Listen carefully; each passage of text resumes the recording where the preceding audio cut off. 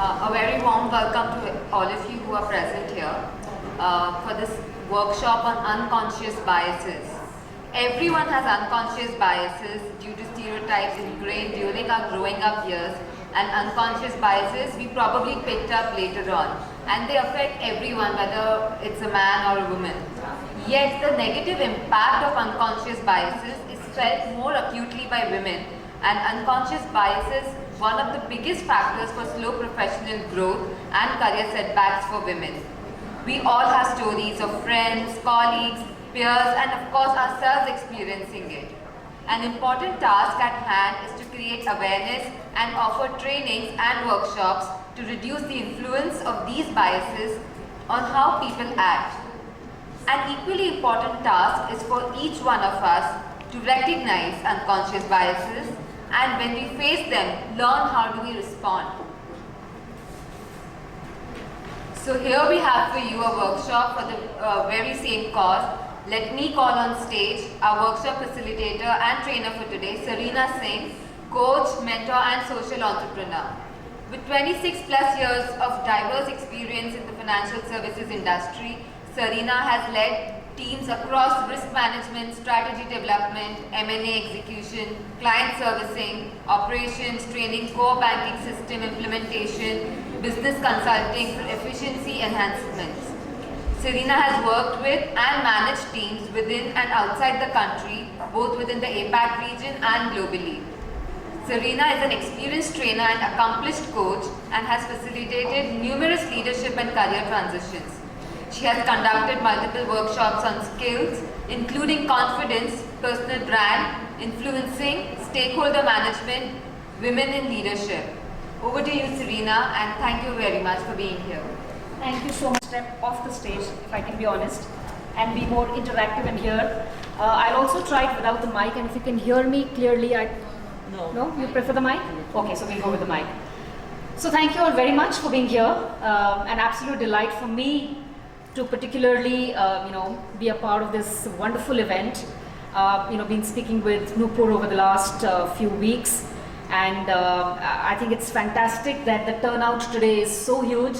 The number of people and the enthusiasm that I've seen, the energy that I've seen, and also what I've said to a lot of people whom I was just chatting with, that this particular session is really meant to have a lot of experience sharing.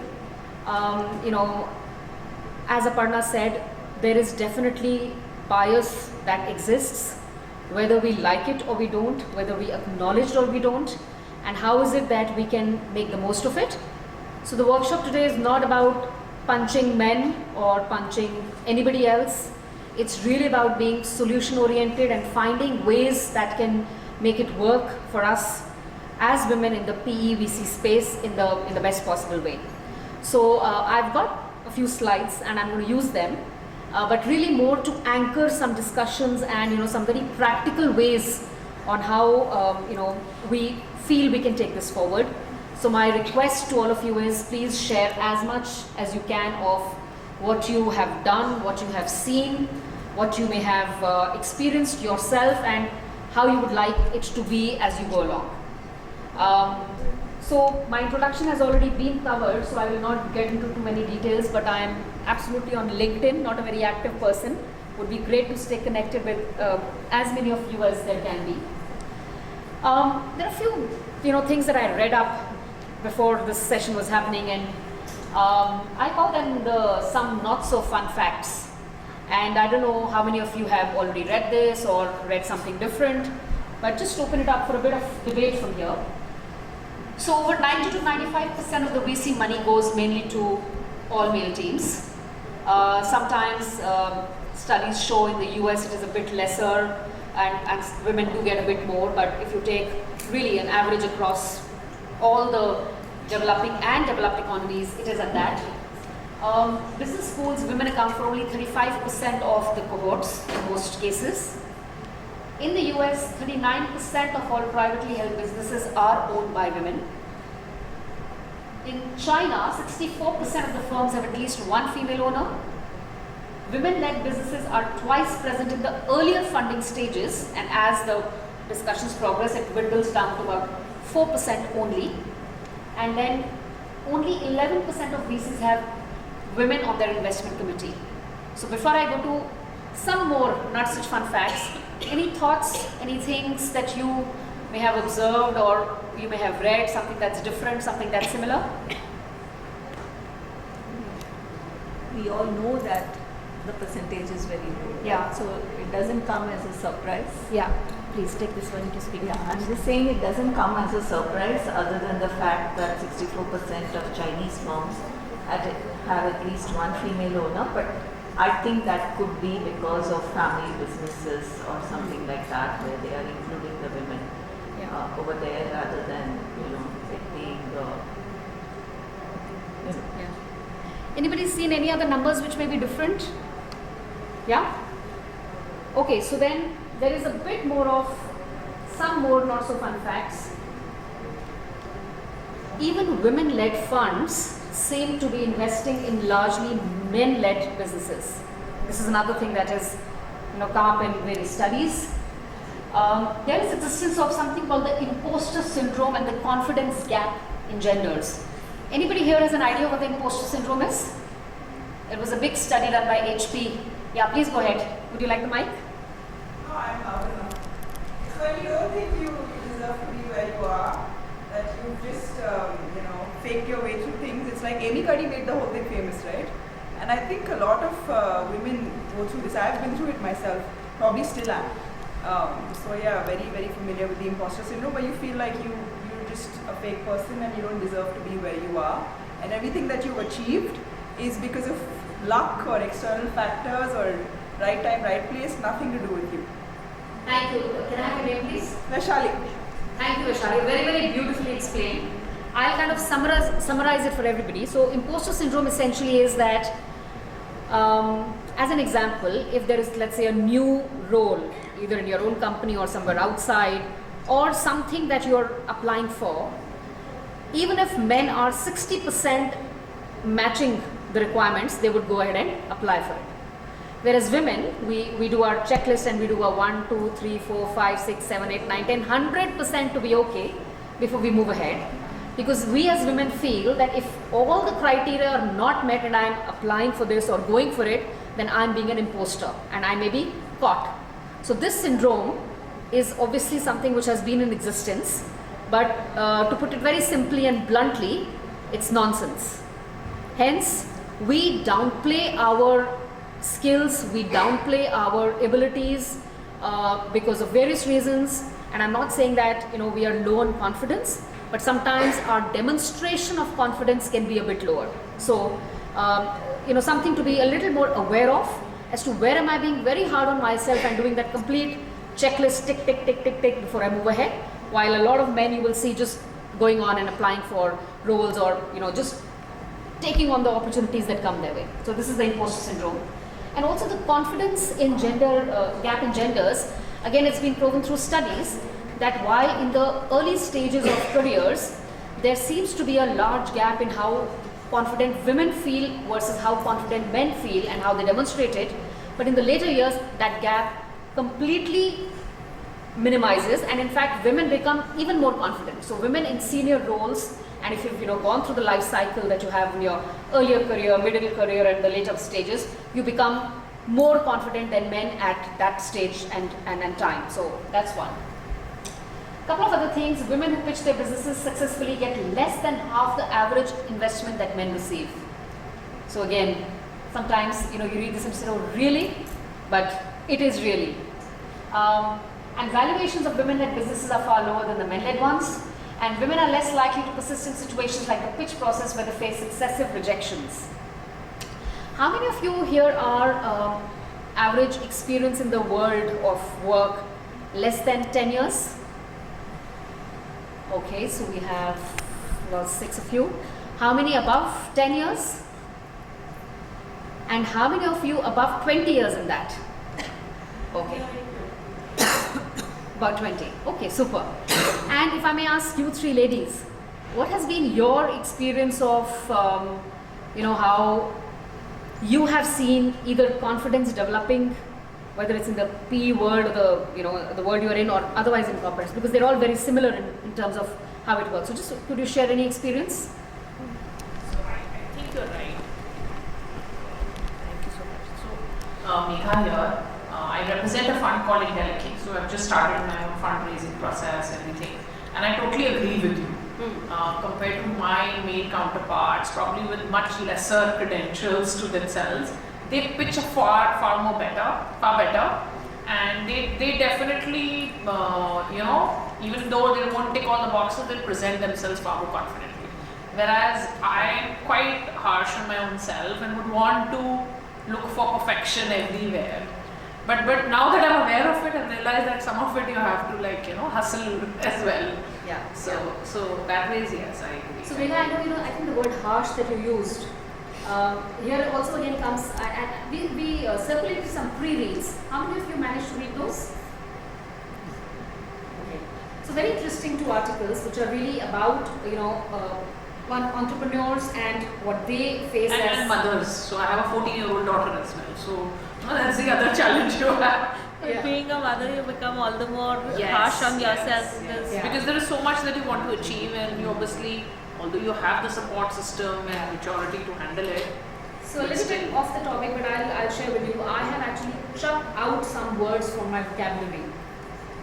Good, bad, right, wrong, perfect and balance. These 6 words are very consciously actually thrown out from my vocabulary because one, they can be very relative, which is good or bad. What is good for you could be bad for me, vice versa, right or wrong. And of course, this whole perfect and the superwoman dilemma that we speak about, that I have to do everything and I want to do it at this perfect level, and that perfect level I have defined, so I don't even know whether it's perfect as per anybody else or not. But I get so crushed in that process with the stress, with the constant trying to meet expectations, and it doesn't take you anywhere. So, yeah, please go ahead. You're going to say something. No, I think it takes a lot of effort to do that. It does. I mean, and once you're able to do that, it liberates you. You feel very good. Beautifully used word. It is liberating because I know that my standards are in any case much higher than everybody else's standards that they expect of me, right? And this word expectation again I'm trying to get out of now, but haven't yet succeeded. So what I do, I anyway want to always hold in high regard, and then of course comes this whole journey of self-awareness to self-acceptance and then to self-confidence and self-love, because a lot of times people say self-awareness and it's done, but actually it's not. So how do you go through this whole piece of understanding, when you're going out in the whole big world? I'm not calling it a bad world. As I said, I've stopped using that word. When you're going out in this big world, how is it that you can present yourself, but more importantly, have faith in your own skills and what you know, and what you don't know, it's absolutely fine to say I don't know this, or I'll get to it later. So we would like to do a very quick role play, which is again based on what you may have, as I said, seen or experienced or heard. And maybe we can just do it on the respective tables. All the ladies who are on the seats there, would you like to just join on the tables? Thank you. So if we can have you actually on this table, that'll be great, and one maybe here. And please, super. So the role play is, I'm just going to take you to the next slide to explain it, but essentially just put some thought into it, analyze it a little bit, and we can just have one person from the table just share on what you would think. Ideally speaking, what we had requested for, if we can get a couple of men to come and do a role play here, that'll be so much fun. But since we don't have that, I'm quite happy to pose as one of the more than confident males who's saying, oh, I know everything and you don't know anything, but we can see how that goes. So take about 5 to 7 minutes, and then we'll just have a quick debrief with everybody. So this is the situation. A high profile meeting, whether it's an IC or it's a board meeting, two of the men talking loudly over each other and trying to make a point. A woman is trying to say something and she's not being heard and not being given any attention. So one, is this something common that you've seen, that you experienced, that you know of? Yeah?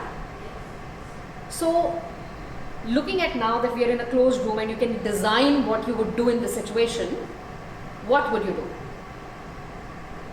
So just have a quick discussion, chat about it on your tables, and let's see what we can come up with. So just about 4 to 5 minutes.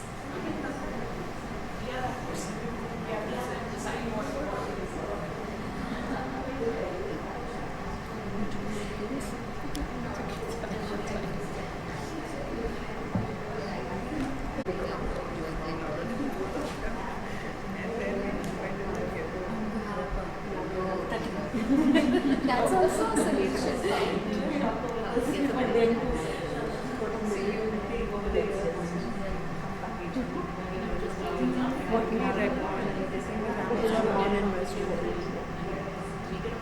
Okay, are we ready? Should we do some quick 1 minute each, kind of 2 or 3 ideas that you guys can come up with? In this case, what you could do. So any table would like to volunteer, please? We are not going first. Oh, they're not going first. You have to learn to go first. That is the idea, right? Okay, there is number. See, position taken. We You have a mic. Oh, please have go. a mic needed also. Let everybody know. So, Yeah. go ahead. So we had some interesting suggestions that came from people. One aspect was a very sort of physically aggressive aspect where you kind of just literally go like, I need to say something or there's somebody here trying to make a point. Another suggestion was just to kind of wait it out, let them finish, and then later on make a point and remind them that time you didn't let me speak, but here is what I have to say. Sure. But the perspective there also was, if it's a group, then sometimes the other person can come across in a very sort of unincluding or that kind of a light. So there was that perspective as well. So sorry, And then- could you just elaborate the point? Unincluding as in? What do you mean by as in that? like the other person, the two people who weren't letting these people speak, Yes. they would come across as people who are not being inclusive. Correct. Who are not giving a chance to other people to speak. So there's that impression formed. Correct. That's- But then what is to be done about it? So these are typically two males who are being not inclusive, right? So how is it that you make your point and get included? One is, as you said, you wait till that whole heat is over and then say, okay, you were shouting or you were speaking over one another and I could not make a point, and now this is my point. That's one. The other is you interrupt right there and then. What else could you do? Another interesting suggestion was just sort of going away to a whiteboard or or one of those blackboard or whatever it is, and then writing, sort of just collating thoughts. And then over a period of time, attention would shift there. People would start saying, okay, this person is saying something, has something to say, it could be useful, not, whatever it is, but attention shifts. That was Okay. another thing that came up. Super idea. And another thing was, of course, it was mentioned that you would just kind of interject and speak louder than them or say it in a nice way that I have a point to make. Yeah. So just sort of butt it. Yeah. So how many people support that? Yeah? Just button and say. Okay, fair enough. Great. No, but you need to. Yeah. So see again, all suggestions, let's just hear them. The fact is that linking it to an outcome. What is it that you're looking as an outcome of the entire, whether it's a shouting match or it's that meeting?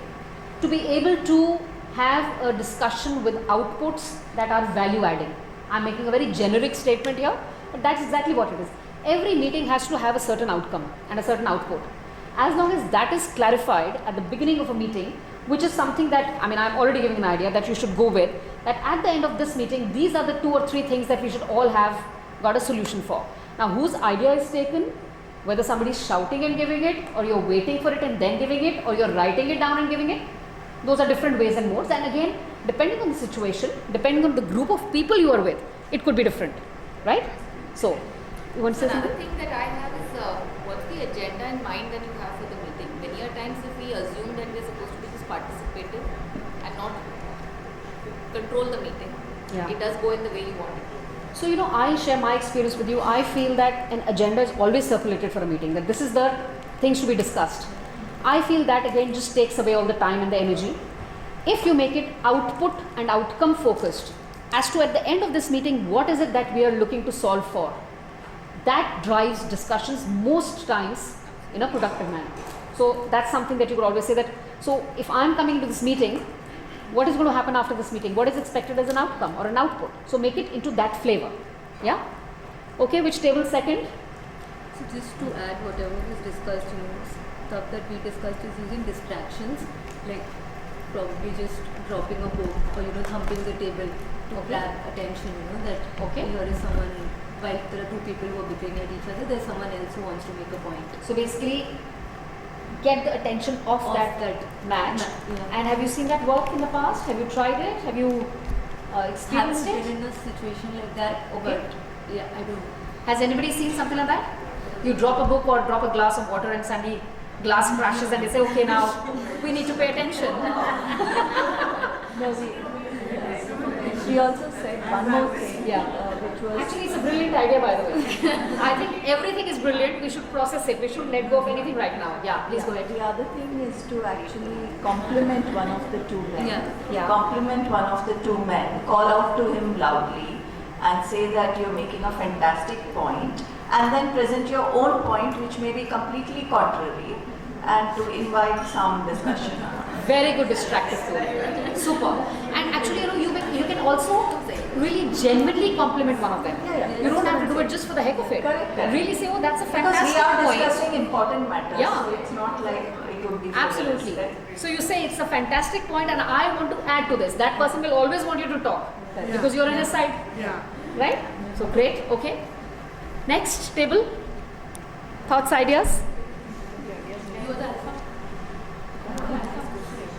Yeah, so I think we also, the first point was that we go for the alpha male personality and kind of shout it out and make the point in. So the context there was that if they are colleagues of yours with whom it's an equal match, then you go ahead and do that. But if it's like senior men and the context in the room is a little different, then you play it out, be polite and make your point in a more womanly manner. I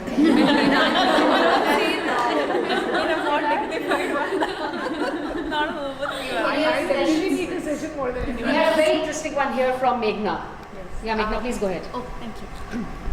So I suggested that you need to do something where you physically move in the room to change the dynamic of the room, and that does two things. First, it of course changes that dynamic of the room. It can distract them. The other thing is it regulates you as well. Obviously, if you're not being heard, you would have some turmoil inside, and getting up, having a sip of water will regulate you as well, and then you'll be in a better position to sort of then come to your point. And I was just going to endorse that. So I'm very interestingly, just refreshed my NLP training. So NLP is neuro-linguistic programming, for some of you who may not know. Essentially, it's a neuroscience, which means how does the brain function and how do the neurons in a biological way, but how it translates into us as habits and patterns. So this is typically called a pattern interrupt or a pattern disrupt, which means what you see somebody doing again and again, you just bring a different element into the whole game, and that can shift the whole energy and the whole dynamics of a meeting or a room, whether people hear you. One of the so in the pre-reads you will see this as one of the suggestions. Change the position. Sit in the middle. Don't sit on one end of the table. Be present somewhere in the middle. If you're taking somebody along with you, again make sure that you are physically positioned at that place. Have some water always available with you. A sip of water can sometimes get your own perspective articulated much clearer than what you would have thought you can do, or your confidence is taking a bit of a lower thing at that point of time. So essentially the point is that most times don't sit quiet and do not be invisible. Position yourself in a room or in the room where this is happening, where you are more seen, more highlighted.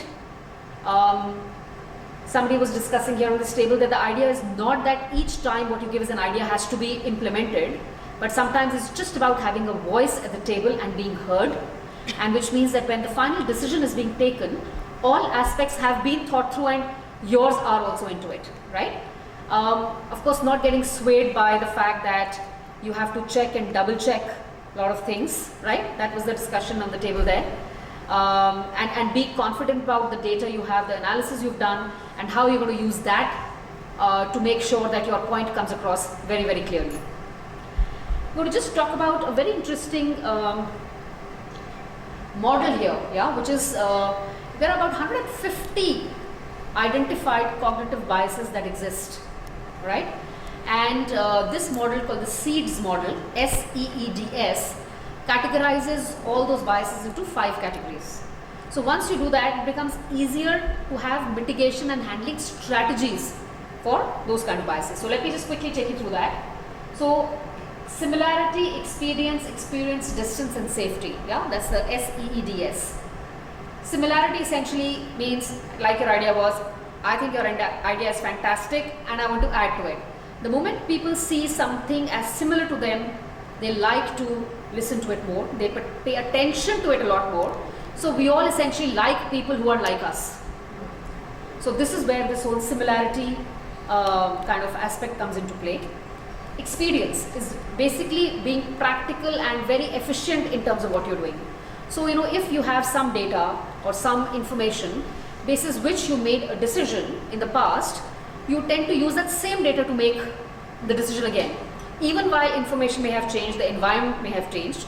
So what it means is that when you are reaching a place where you think your decisions or choices are becoming automated and like patterns, how is it that you can then disrupt that and find newer and better ways of handling things? Okay, it could actually be dropping a book somewhere and saying, okay, sorry, now can I make a point? No harm in that. Experience. Again, with experience is a bit like experience, which is that you have some information, you've gone through certain experiences, and then you look out for similar situations and then react or respond to them exactly the same way as you did. But there's a very famous saying, what got you here may not necessarily take you there. So how is it now, with the given situation, you can make changes to the way you are perceiving a current environment, and how do you do anything different than you have done. We'll come to a few practical examples. I just want to explain the model quickly. Distance. Everybody likes proximity. People say, oh, absence makes the heart grow fonder. So I change it to absence makes the heart grow wander. Yeah? Out of sight is out of mind. So you have to remain in the peripheral and foveal vision, as we call it. Foveal is straight vision, peripheral is sideways vision. You have to remain in the peripheral and foveal vision almost all times. Now, we were having a very interesting chat about being present on LinkedIn, for example. And while my profile is updated, etc., and do I do sessions and they get posted, I'm very, very inactive as such. And again, I believe there are studies which have shown that the more you are in view, the more chances are of you getting opportunities than somebody who's not. So even if your natural instinct or natural way of being as a personality is not to be out there, can you start doing it in a bit of moderation and stay in vision? Yeah, that's necessarily what it means. And safety. Again, safety is how the human brain functions. The main function of the oldest part of our brain is to keep us safe. So flight, fright, freeze. The moment there is danger, this part of the brain kicks in, and in fact it freezes all the analytical parts of the brain. So safety is a very natural instinct within all of us. What this means in the context of biases and being in meetings and standing up for oneself is essentially that don't necessarily have to play safe, because now the environment has changed. Each of you here and all the other women who are present in this event have the skills, have the ability, have the confidence, and have everything that it takes to make sure that they are able to handle whatever we call as danger in the primitive language, right? So how is it what you perceive as not a safe space, how can you still use your own confidence, awareness, skills to step up there and kind of put your point across, put your view across. And I'm not very happy using the word fight, but almost fight where you need a voice. I'm not saying fight for unfair or how should I say, a prejudice towards you where somebody has to give you special favors. No, but it's really about ensuring there's equal opportunity, right? And that's what we are talking about here. So this is again what I just kind of explained. Keep a little bit of this. We are going to quickly get into a second role play, which we will do as an open discussion instead of doing it in groups. I think we are a bit on time, right? So we'll take another 5, 7, 8 minutes and hopefully wind up. So let's try and use this model now in the second role play that we're going to get into. which is again a very interesting one. Here, this is about women as entrepreneurs. So, situation, a woman makes her proposal to a set of investors. You can see the difference in the type of questions that she is being asked in contrast to a man would be asked, right? It could be in the lines of, and there could be many more. Why are you doing this? You have a husband or a family who has money already. How long will you last? How serious are you? Are you married? Do you have children? And you know, when she leaves the room, what is said when you're not in the room is also very important, right? Because that's how conversations go. It's a good idea, but don't think she can do it, or you know, she can't handle it. And this is because of the stereotyping and the conditioning that has happened across so many years. So how do you respond and what do you do? So again, let's just open this up for a quick conversation. We don't need to do a group discussion on this. Any thoughts? Anybody who's faced something like this? A man going with the same idea would probably get funding, and a woman may not necessarily, or will get lesser money or with difficulty. I mean, not necessarily in a funding context, but even like if you look at general job interviews, this is something very frequently that Yes. happens. Your marital status and whether you have children or not is something that, you know, everyone sort of tries to ask you. In Yeah. India, people feel entitled enough to directly ask you. In other countries, Would they ever ask a man, do you have children? They never. I mean, Right? but you know, what do you do? I mean, in these situations, I mean, this is a very good sort of thing because Yeah. other than just answer these questions in the best way possible, because you don't want to come across as a candidate that they wouldn't want to hire because your personality is too strong. Yeah. It's just So anybody has suggestions on how you could answer that? If somebody asks you how many children do you have, or are you married, and you don't want to answer that, what would you do? Take my Fifth Amendment. Sorry? Don't have that in India. You can say I'm not comfortable answering these questions very politely. Okay. Any other thoughts? This was almost like 12 years back. I was asked a question that you have a small kid, how will you handle work? And I was actually returning back from my maternity leave, and I just said, if I thought that I wouldn't be able to handle it, I wouldn't have returned from it. Super answer. So But they don't ask I you if was you like, can't handle it. how does it matter whether I have children or not? Aparna, that's a very important point. I'll just come to it. Yeah. So sometimes each question does not need to be answered directly. You know, and I'll tell you why I say that, because the idea is for them to use this as a bit of a filtering, selective criteria. Nobody's supposed to, because the policies of the organizations should be strong and robust enough to support that. Do they work really in practice? A lot of times no, right? And will you get a bit lower in the queue of the shortlisted candidates because you've said something like this? Probably yes. But is it still the thing that is the best you could do in that situation? My personal view, yes. Because it is saying that it is not okay for you to make a decision basis this criteria for a role. My skills are there, my abilities are there, my experience is there, and even if it is not the 100%, the imposter syndrome, what is the criteria that is being used to choose the candidate?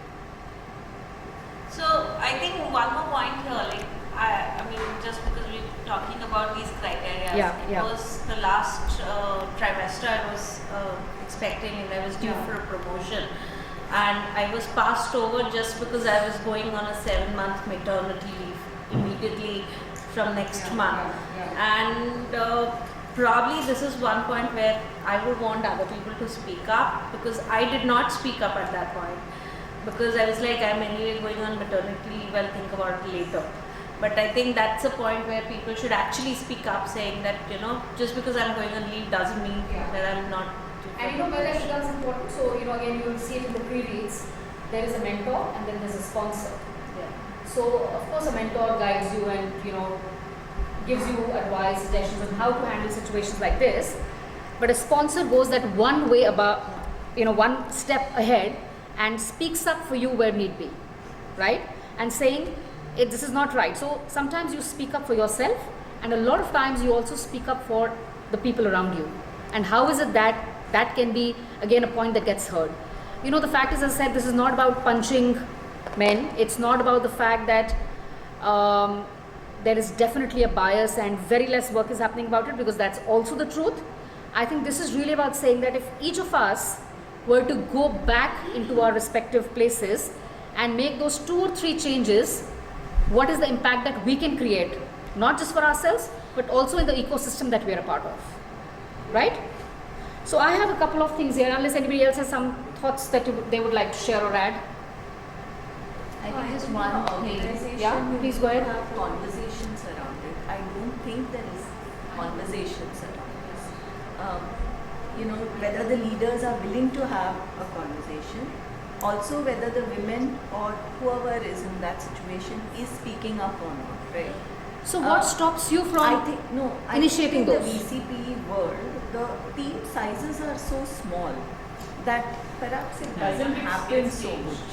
When you are in a larger organization, the judge. Yeah. Okay. So this is a topic for actually probably a more detailed another workshop. But the fact is that I think it is important to raise these points even if there are smaller teams and smaller forums, but with the right people, to at least get their awareness at the level that you are experiencing it. In those cases, what I have done is I have stated my point of view very clearly. That I have a bias towards this. That I am not going to promote these policies, and using some kind of positive discussion, etc. Have them to talk more about it, raise it as one of, like, there's a filter question, right? So that's one of the due diligence questions. Correct. Like how many women do you have in leadership? What's the percentage share of women in this thing? How many borrowers do you have? So once those questions come in from an investor perspective, then founders and team also become a lot more conscious. So suddenly in the meetings they'll get all the girls that they have in the organization. Yeah. Okay. Just to show that, actually don't have gender. Aparna, you want to say something? No, nothing. I think it was just a point that the more women get together and they talk about it, and what resonates is okay. It's not just a me problem. It's a problem for everyone, and you start becoming more aware about it. And then you want to talk about it. You start probably calling out behaviors when they are inflicted upon you. Yeah. But what's happening is women are becoming more aware of the biases they are facing.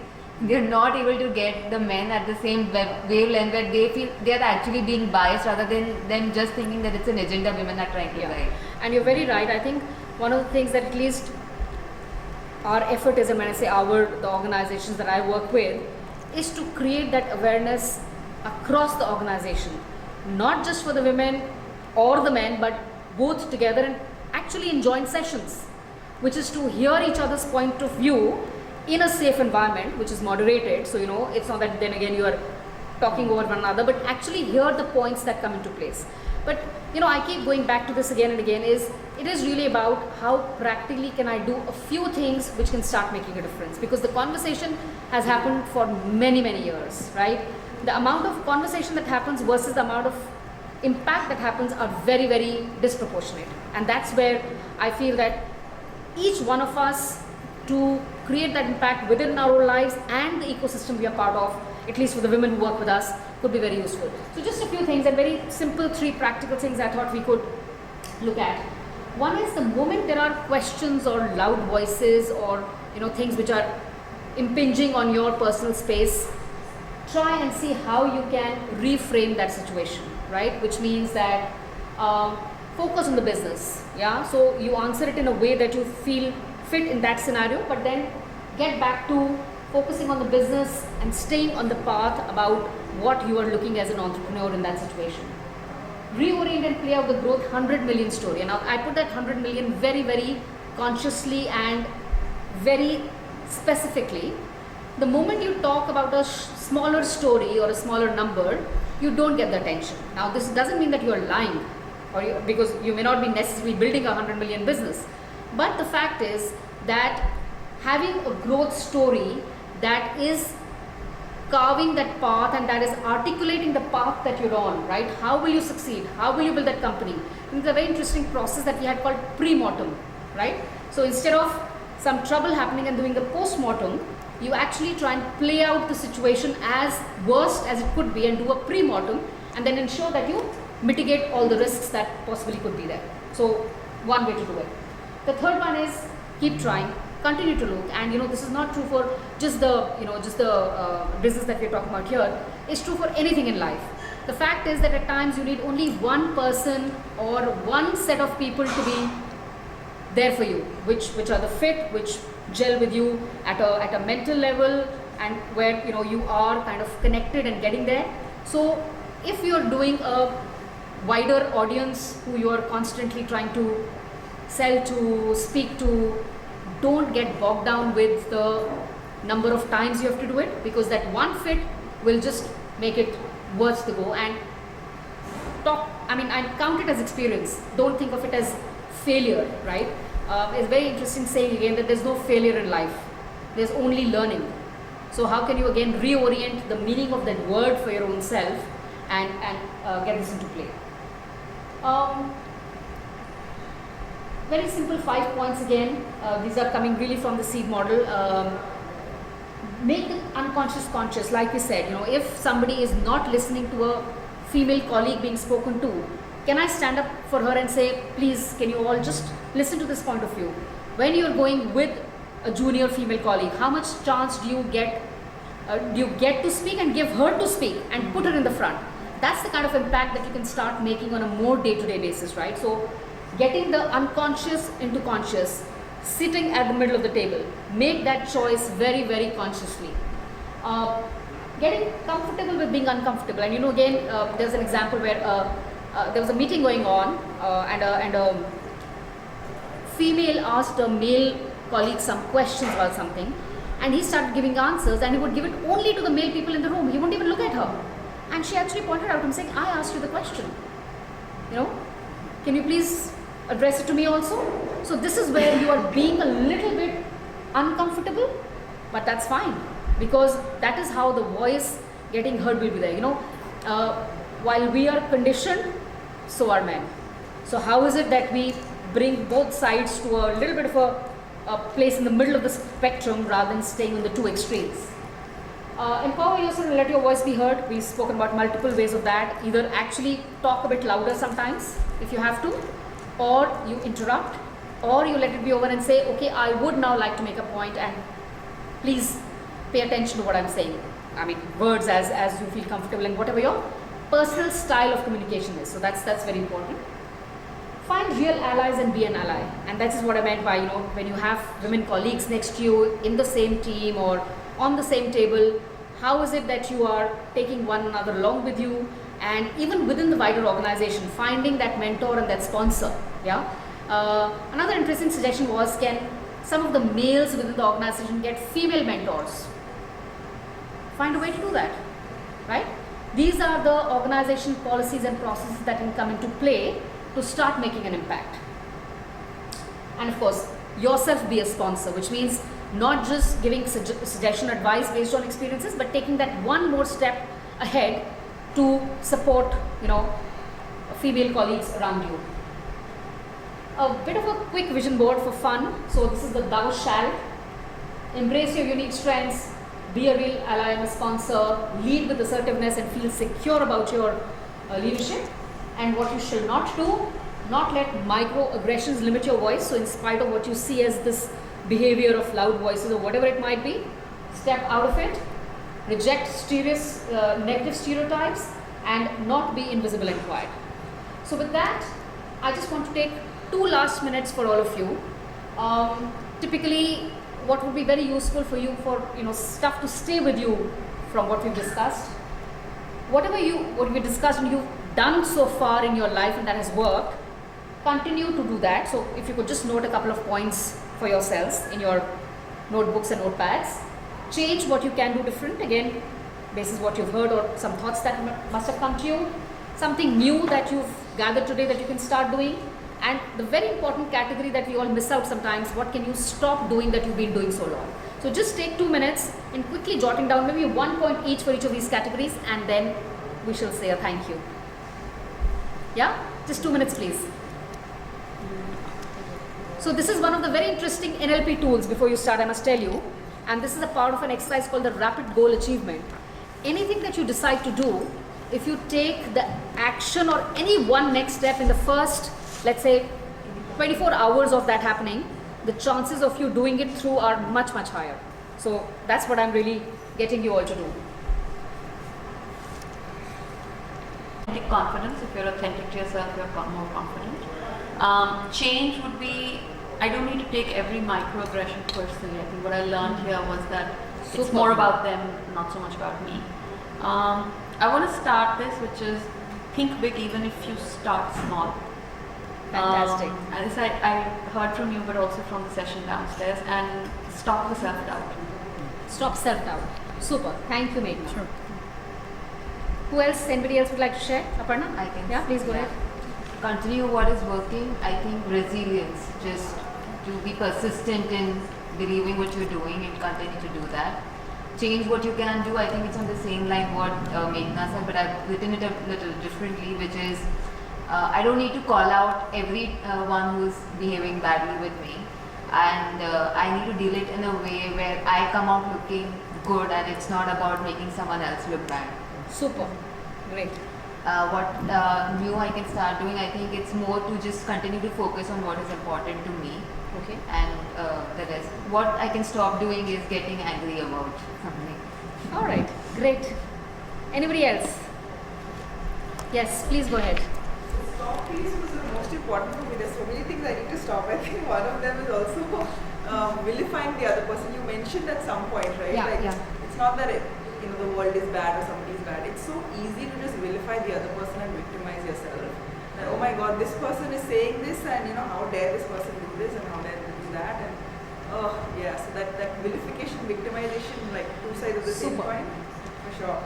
So this is, a very interesting tool called the drama triangle, which I know all of you may have also have heard of, or some of you may have heard of. It's an inverted triangle actually. There's a victim, there's a persecutor, and there is a rescuer. So victim is when you are always blaming yourself for everything wrong that happens. So don't be in that mode. And then comes the persecutor who blames everybody else for everything that is happening. So don't be that also. And then there comes a rescuer who's rescuing the victim constantly, but in the process becomes the victim sometimes themselves. So none of these is actually a resourceful state to be, right? So you have to actually snap out of it and be what they call an adult in the transactional analysis kind of verbiage, which is to deal with things with a sense of maturity, sometimes an equal head and heart which comes into play. So, a lot of times you'll say, don't be over emotional, and women tend to be over emotional. But every emotion has a purpose, and the idea is not to shun away those emotions, definitely to manage them and not let them take over your life, but use them effectively for your own selves. And so how can you do that? By being aware and doing that. So thank you for sharing that. Anybody else? Yeah, please go ahead. I think some of them were on similar lines. I think I have continued to speaking for myself and with this. For start, I have start being a sponsor. So obviously, Super. I do help. Whoever are around me, women leads around me, I make sure I speak to them. But Yeah, more for active. just 1 minute. So when we spoke about the ally there, right here, be a real ally. Yeah. There is something called a real ally, and there's something called a performative ally. So performative is where you, for a tick box, say, okay, I'm an ally to somebody. But what you are saying is to go Sponsor. beyond that and Yeah, sponsor. being a ally is you support them, but being a sponsor is you push them to, do better. And speak for them at And times. speak for them. at Back them times. up. Yeah, Yeah, back them absolutely. up. Great. I think in terms of change, I think one is sometimes I do come across as aggressive, and that is where I like your point in terms of everything need not be, you don't need to give back by aggression. So that is something I need to change. And in terms of stop, I think it's a mix of what you mentioned, where doubting yourself or double checking what you're doing is something I think I still tend to do. Although I'm very conscious about it, but I still need to do it. Great. So self-awareness is the first step to going further on. Great. Thank you very much. So with that, I'm going to bring today to a close. We've gone a little more than time, but I thoroughly enjoyed it. And I hope this was useful for all of you. So thank you very much for being here and being so interactive and sharing your experiences. And please do connect, whether on LinkedIn or through any other manner. And all the best to all of you. All right. Take care. Bye-bye.